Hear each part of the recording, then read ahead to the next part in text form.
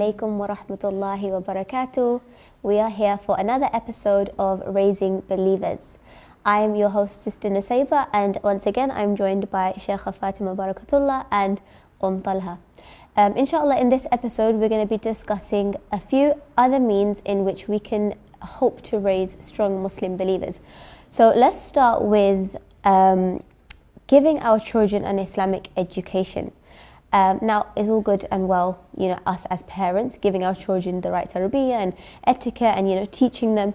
But what about outsourcing some of that? How important is outsourcing and how important is us giving? So give me a percentage kind of idea of how important it is. I think when it comes to Islamic education, every parent needs to have an idea in their mind as to what they consider the baseline foundational Islamic education that every child should have. Not all of us are going to raise scholars, not all of us are going to even raise hufaz, right? But each of us can be clear, right? That each child, there's this minimum that I definitely want my child to have attained in terms of Islamic knowledge by this age. And the reason why that's important is because it doesn't just happen, automatically. You're going to have to put the effort in to arrange that. So if you're asking Nusayba, like as many people ask, what's better, Muslim school, state school, private school, what's the... When people, even homeschool. Or homeschool, sorry, I forgot the homeschoolers. I think when people ask me that, I always say, it's very simplistic to just say one or the other, because every family is different, as you've already highlighted in this series. Every single situation is different. For some people, homeschooling might be great because of their own background, because of maybe the environment they live in, the way their home is, the way they are. For other people, that might not even be an option, right? So I think every single family has to, again, sit down, talk about their vision, talk about the pros and cons of the options they actually have in front of them. And one of the things I did was I actually consider all of them options. And so I would apply to different schools, for example, and have a plan for homeschooling. And then when the time came, I would pray istikhara and I would make the decision. Because again, each child is different as well. And what might suit one child might not suit another child. But in terms of Islamic education, you can never fully outsource it.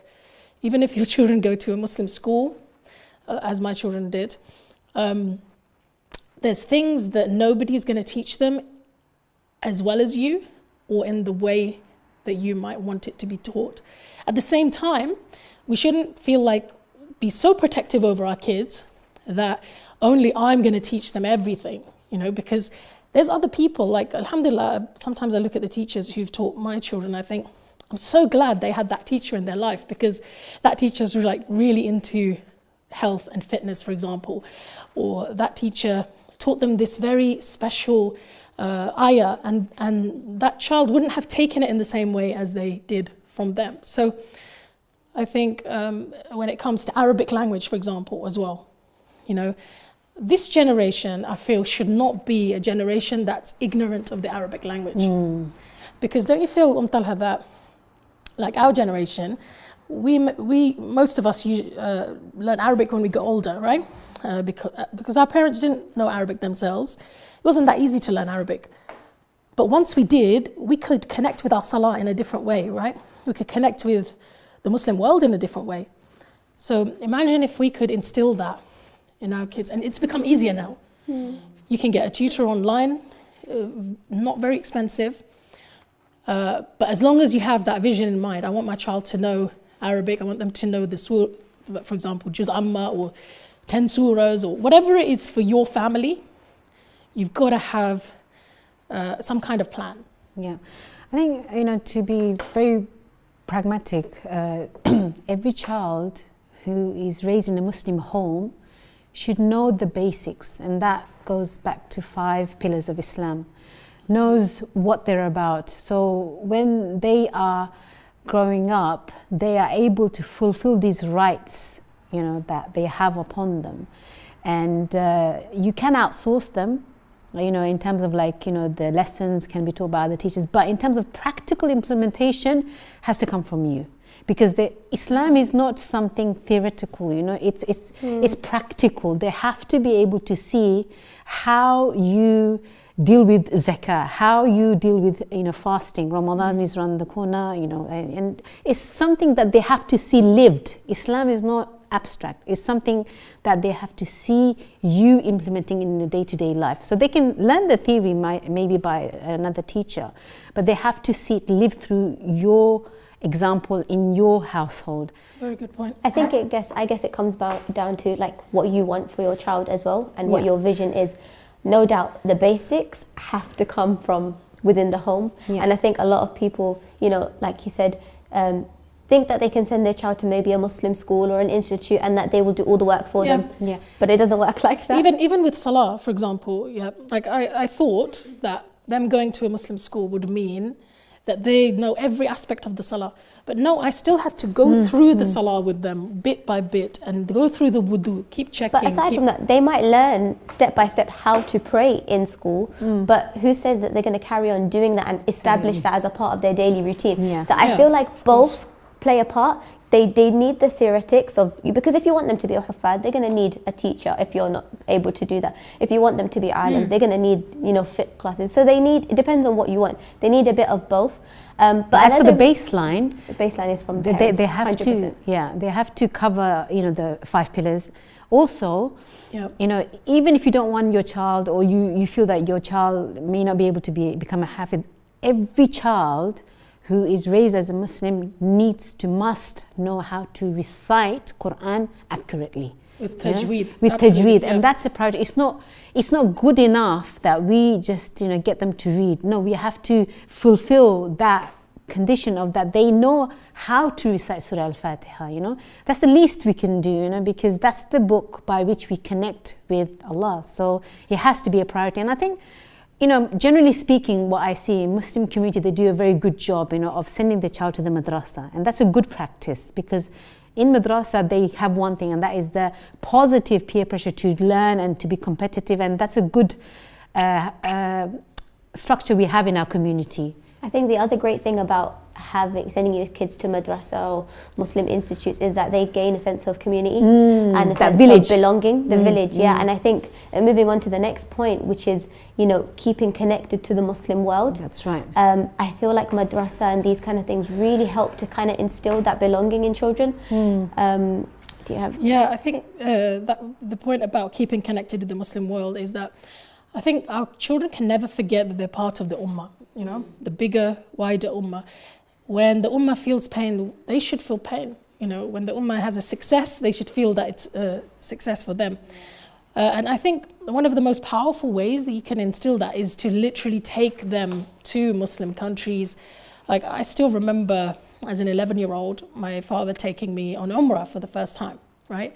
We climbed up and went to the cave of Hira.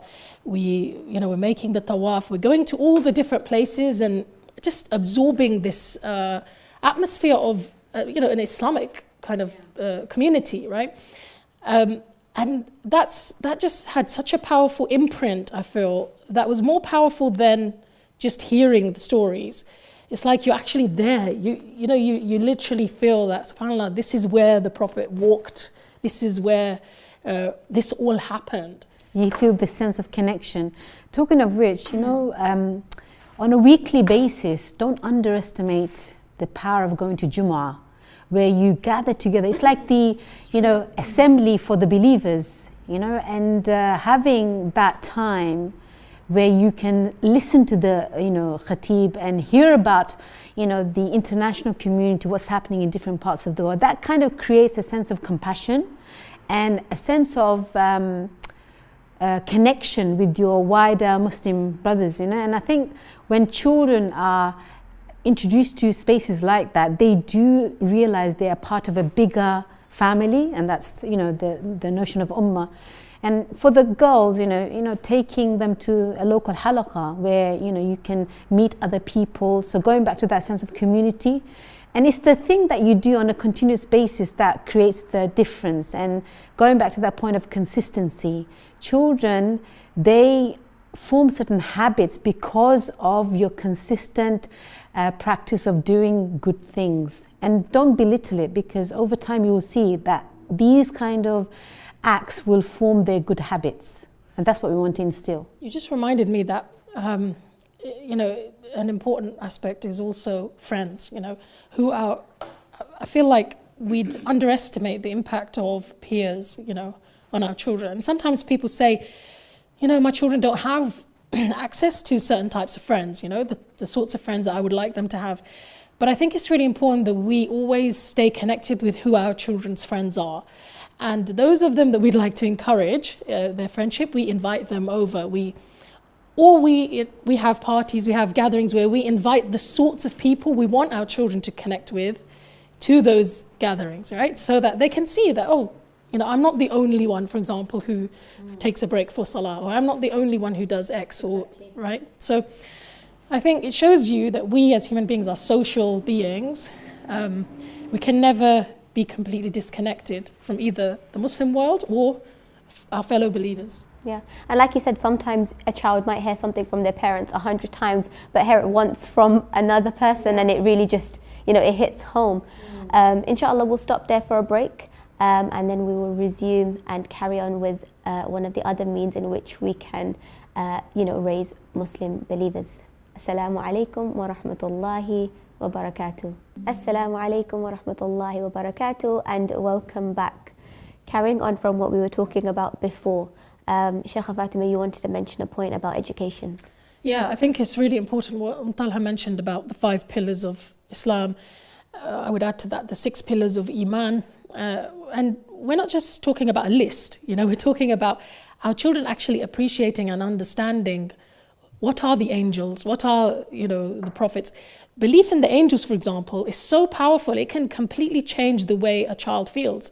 I remember when I learned about the angels as a child, I suddenly felt a lot safer, you know, like I just had a more tawakkul, because it's like, oh, Allah's got these angels who are around me, who could protect me, who can, you know, who are writing down my deeds, all of that kind of thing. It helps build Iman. But one point that I would like to emphasize to our brothers and sisters is, I think one aspect of having a baseline Islamic education is also to ensure that every single Muslim child learns tajweed, but they learn tajweed through actually reading the Quran from beginning to end, at least once in their childhoods. Now, that might sound to a lot of parents, and it does to some parents sound like a huge task, right? But believe me, you know, they learn so much in that process, and there's so much barakah in that process. Even if they're not going to memorize the whole Quran, the fact that their lips, their tongue has uttered every single word of the Quran, first of all, by the end of it, they're going to be amazing at reading and, you know, very fluent, and their tajweed is going to be excellent. But also that sense of achievement they get. You know, have a party, make it really special for them so that they realize and they keep connected to the Book of Allah for their whole life, inshallah. I think, you know, you mentioned beliefs. I think it's really important for children to have things to believe in. And it just hit me when you said, you know, how you felt protected and safe, and, you know, just believing in angels or something special for you. Children nowadays have Santa, have this, have that. Yeah. So I think I mean, we teach our children that these things don't exist. So it's nice for our children to have things that they can believe in as well. Yeah. The true things. Of course, exactly. And something that gives them purpose as well in their lives. The next means that I wanted to kind of touch upon was having open discussions with our children and actually listening to them and their needs. And it kind of ties into what you were saying about, you know, assessing all of our children's different needs and adapting our parenting and, you know, skills to their skills. So yeah, how important is listening to them? You know, it's very important, and I think one of the things that really facilitates that, you know, discussion or that listening time is during mealtime, because it's such an informal setting and you can test and try all types of topics. Because if it doesn't go down well, you can just pass the bowl of curry or pass the bowl of rice, and the awkwardness disappears because you can always switch it to the food that you're eating. And in that way, everyone's relaxed, no one's feeling awkward, and you can have conversation up for discussion. Those conversations that you are avoiding, or those conversations you feel a bit awkward about. And it kind of creates a really like, intimate, open atmosphere. And that's key. Why? Because if the children are unable to express themselves at home, then where else are they going to express themselves? And they know they have that time. Exactly. So and the safety net as well. Mind, they know they've got dinner time. Yes, absolutely. I don't think there should be any topic that's off, that you're not allowed to talk about. That's a taboo. Of course, there might be inappropriate times to talk about certain things, and you might say to your child, let's discuss that together later, I just remember the first time when my daughter was born, one of my sons said to me, Amma, how do we know that she's a girl? Okay. Now, a question like that is like really awkward, but it shouldn't be. At the end of the day, our children are human beings who are trying to figure out what's happening in the world. What is this world? What is the nature of this world? Who's right and who's wrong? And how should I be thinking about this world? If we don't provide a safe space for them to come and talk to us and us explain things, it doesn't mean we have to go biological. We can explain things in simple ways. Boys and girls' bodies are different. We can just say something simple like that. But what I mean is age appropriateness is important, yes, isn't it? Of course, age appropriate. Give them an age appropriate answer. But what you're not doing is shutting them down. You see. Or sometimes, as busy moms, they will ask you a question when you're about to put them to sleep and you're thinking, not now. So you can say, look, that's a very good question. We can talk about it tomorrow. And in the meantime, you can prepare yourself, because sometimes yes, you're thinking, I don't even know what to say from an Islamic perspective. So you bought yourself some time. But don't shut them down, like Fatima was saying, because that is a area where you can really, inspire them or clarify matters and really feed them well, so that they are able to understand what is going on, or feed into their curiosity, because curiosity is a good thing, because that is showing they're interested, they want to learn, they want to understand, and this is a very good thing. So use it to your advantage again. And sometimes it could be that you don't know about the topic that they're asking you. Say to them, I don't know, but I can find out for you, because they need to see that parents also are learning. And that's a positive way to show that there's no end to learning. Just like they're learning, we're learning as well. And I think also it's also important for us as parents to prompt certain conversations as well. Yes, instead of waiting for them to come to us. And there are, intimate discussions and subjects that we might not feel are necessarily age appropriate, or we don't want to have with our children.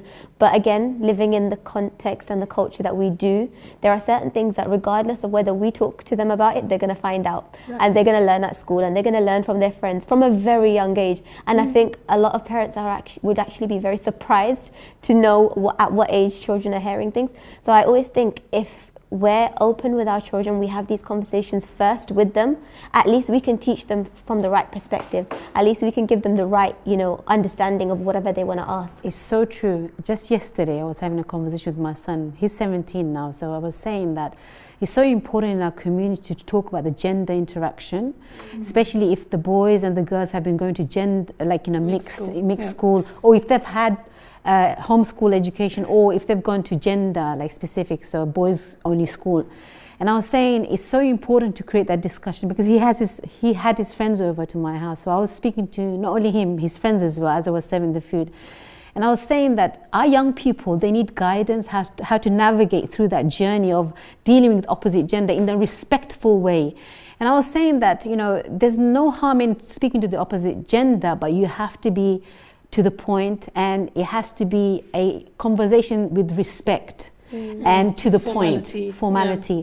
And as long as you cover yourself in that respect, then that's fine. And it's important that they also know their boundaries, so that they can stick within their boundary and they can operate in a comfortable, confident, articulate way without causing distraction to themselves or anyone else. So I think those kind of conversation, it's not very encouraged in the community because of awkwardness, but it's very necessary. Yeah, because what you're doing is you're paving the way for then, when they're older, when they do have something very sensitive that they need to talk to you about, when they're about to do something maybe that, you know, is dangerous or difficult, or they feel comfortable to come to you. Mm-hmm. Because you didn't shut them down when they were younger. There were no topics that were off topic, you know, that were taboo. In my family, now that they're older, we have a halaqah, a family halaqah every week. And in that halaqah, we can actually talk about difficult things. So we've been actually going through the 70 Major Sins book. And that might sound like a bit of a scary topic, but my son's actually really appreciating it, because the things that are coming up, those are the things we want them to be aware of, our dangers, right? But we get to have a whole conversation about each of those. They get to share their thoughts, maybe some misconceptions they have. And that then it ends up being a very healthy conversation, helps them have a healthy outlook. Or right kind of attitude as well. There's another conversation that we recently had was in their school. There's a discussion on being grateful, how gratitude is so good for mental health, and you know how it's really good quality to cultivate. So then we started talking about how in our deen, being thankful is so encouraged, and Allah Azza wa Jalla loves hamd. And it was really interesting because we were saying that, okay, when you're grateful to someone, then you have to acknowledge that, being that you're grateful to, not just being grateful for the fact that you've got good listening and good hearing, but who are you grateful to?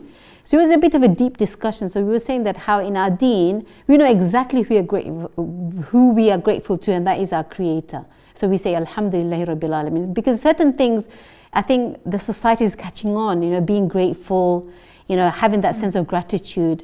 But our deen gives us that clear guidance. Who are we being grateful to, So I think discussion brings about so many deeper, points that otherwise you would miss. Even things like hijab, we're quick to tell our daughters about hijab, like wearing it.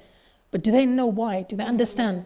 And sometimes they have questions like, how come auntie so-and-so doesn't wear hijab, and we do? Yeah. Or how come so-and-so do this and we don't? Or, it's really important to be able to, without demonizing anyone, to be able to explain, look, this is a command of Allah. Not everyone obeys Allah, or not everyone is at the level, or maybe they're going through their own journey.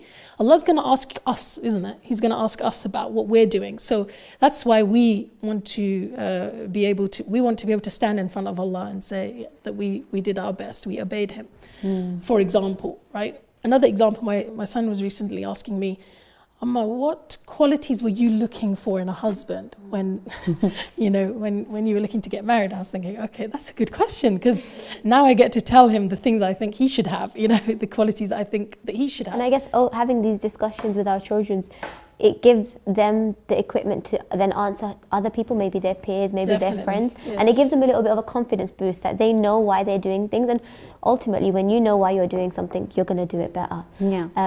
Again, Jazakallah khair for joining me for another episode. Jazakallah khair for joining us, viewers. And inshallah, we will see you soon on the next episode. Assalamu alaikum wa rahmatullahi wa barakatuh.